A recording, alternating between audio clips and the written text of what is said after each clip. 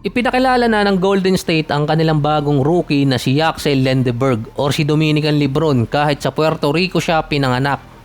Hindi pa nag-uumpisa kahit Summer League, binabanata na agad yung kanyang coach na di umano hindi kasi nagpapalaro ng rookie si Steve Kerr. Nagulat din yung ibang reporter sa sinabi niya at paharing niya pang sinabi yung sitwasyon ng team ngayon.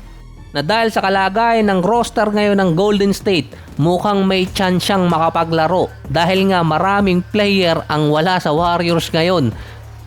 Hindi lang si Steve Kerr ang una talagang tinira nitong si Axel, kundi pati itong si Steph. Sa interview kasi after madraft, sinabi kasi niyang hate niya dati itong si Steph dahil mas idol niya si Kyrie. Bilang petty king, si Steph naman sumagot at sinabi niyang gagalingan niya pa para hindi na siya i-hate ni Lendeberg. Parang mas malaki pa yung chance na masapak ni Draymond Green itong si Dominican Lebron kesa makakuha siya ng minuto. Wala pang isang linggo, wala ding preno yung pagsasalita at pagtira niya sa kanyang kakampi at pati na rin sa coach. Pero may sense naman kasi yung sinabi talaga ni Axel, pabala nga lang. Kulang sa player ngayon ng Warriors, depende na lang kung sino makukuha nila sa free agency or kung magkakaroon pa sila ng trade. So far, si Butler at si Moody merong injury. Si Moses Moody may chance makabalik by early December or kaya mapaaga ng early January sa susunod na taon. Depende na lang sa recovery ng injury niya. Hindi rin naman consider na rookie kung pagbabasihan yung edad ni Axel. Bago pa lang siya sa NBA, rookie pa rin, pero based sa mga analyst, mukhang nagkamali ang Warriors na kunin siya dahil nga may edad na sa NBA standard, going 24 years old na. Based naman kay Dunleavy, nagising pa sa ngayon, si Steve Kerr di umano ang nag-assess kay Axel kaya pinili nila sa draft. 3 big man din kasi ang nakuha sa lottery mula Michigan. Based din kasi sa assessment nitong si Steve Kerr at based din sa style ng Golden State, si Axel kasi kayang bantayan ang number 1 hanggang number 5 position na common na ginagamit sa Warriors defense. In short, wala pa rin kamatayang small ball offense ang gagamitin ng Golden State dahil si Axel kilala ding shooter mula sa 3-point area kung pagbabasihan sa posisyon niya bilang forward at pwede siya ngayong maging kapalitang sentro ni Draymond Green. So back to basic muna para sa 2026 rookie ng Golden State Warriors na number 11 pick, si Axel Okare Lendeberg or yung nickname niya Dominican Lebron. Nagaling yung nickname niya sa teammate niya sa college nung March Madness na pinick up lang ng media. Pero pinanganak si Axel sa Puerto Rico. Nang 2 years old siya, lumipat yung pamilya niya sa Ohio. Mga 2004 yun kung saan naglalaro na rin si Lebron sa Cleveland na i-connect din. Dahil yung Cleveland nasa Ohio. After ng 6 years, lumipat naman sila sa New Jersey na based sa mga write-ups ang magulang ni Axel mga basketball player din. Pero ang unang sports talaga niya, baseball. Nagustuhan lang niya yung basketball, middle school na. Consider pa siyang late bloomer kung sa basketball. Ang dapat pang kasabayan ni Lendeberg ay si Jalen Green at Cade Cunningham noong mga 2021 season or NBA draft pala. Nung high school, pasaway kasi itong si Axel. Imbes na mag-focus siya sa basketball, nahilig siya sa video game. Imbes na mag-focus siya, sumama siya sa barkada niya at kakalaro ng 2K Maiden. Halos araw-araw yun. Kaya ang naging resulta, nakat siya sa basketball team dahil bagsak ang mga grado niya. Mula freshman year, inabot yun hanggang junior year. Hindi siya nakapaglaro sa varsity team. Sa NBA pa naman may palatandaan na kapag ang isang player virtually or publicly na alam na hindi magaling sa academics, halimaw naman maglaro katulad ni Derrick Rose. Nagka-issue pa siya dati sa SAT, iba yung kumuha ng exam.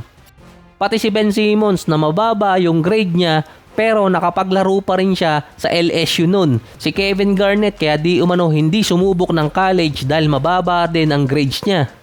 Kaya naman di umano pasaway itong si Axel at laging nasa labas or nasa bahay ng kaibigan niya dahil hindi sila okay ng tatay niya at laging nagkakaroon ng gulo sa bahay. Nagkakaroon ng argumento kaya umaalis na lang siya kesa magkaroon pa ng masamang mangyari. Yan ang batang naglalaro ng video game. Dahil umiiwas na lang sa gulo. Nagbago lang si Axel noong 2019, senior year niya sa high school.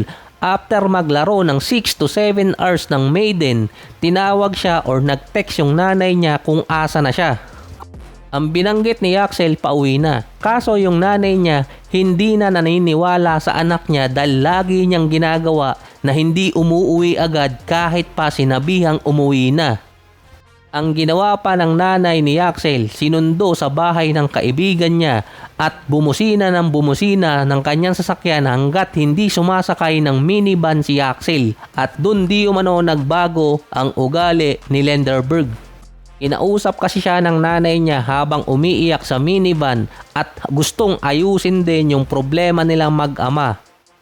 Kasunod din yun, sinimulan ding ayusin ni Yaxel yung kanyang eligibility sa mga college team. Dumaan din siya ng community college para ma-regain ang kanyang academic eligibility. Kasabay yun ng kanyang senior year. Nakapaglaro pa rin naman siya sa college ng 11 games na merong 10-1 record at nakuha rin niya yung eligibility sa academics para makapaglaro sa college. Hindi nga lang siya diretso ng Division 1, dumaan muna siya ng junior college, ang Arizona Western. Nakapaglaro siya ng 3 taon, 2021 season until 2023. Hanggang sa ma-scout siya ng St. John sa Division 1. Ang problema lang doon, hindi rin kasi nakapaglaro itong si Yaxel sa St. John kasi nagpalit no ng coach. Kaya lumipat siya ng ibang team, ang UAB or University of Alabama at Birmingham. Nakapaglaro siya ng 2 season. Meron siyang average na double-double, 15 points, almost 11 rebounds, 3 assists, 1 steal, almost 2 blocks per game. Meron pa siyang 51% sa field at 34% sa 3-point area noong 2024 at 2025 season. Pwede na siyang sumali sa NBA draft noon dahil si Yaxel din ang 2-time Defensive Player of the Year sa loob ng 2 taon. Siya din yung player na nakatapat ng record ni Larry Bird sa isang season na merong 600 points, 400 rebounds at 150 assists.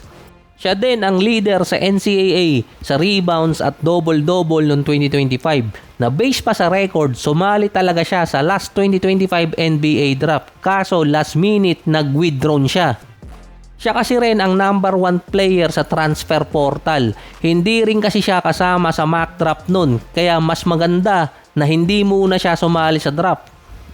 Sa Michigan, nag-average pa siya ng 15.7 rebounds, 3 assists, 1 block at 1 steal per game. Nasa 51% sa field at 37% sa 3-point area. Sila din ang nanalo ng NCAA Championship. Si Yaxel naman nanalo ng Conference Player of the Year at Consensus All-American. Isa din sa mga top player sa college at nakasama na siya sa top 20 ng mock draft na biglang umangat din at napili pa ng Golden State sa number 11.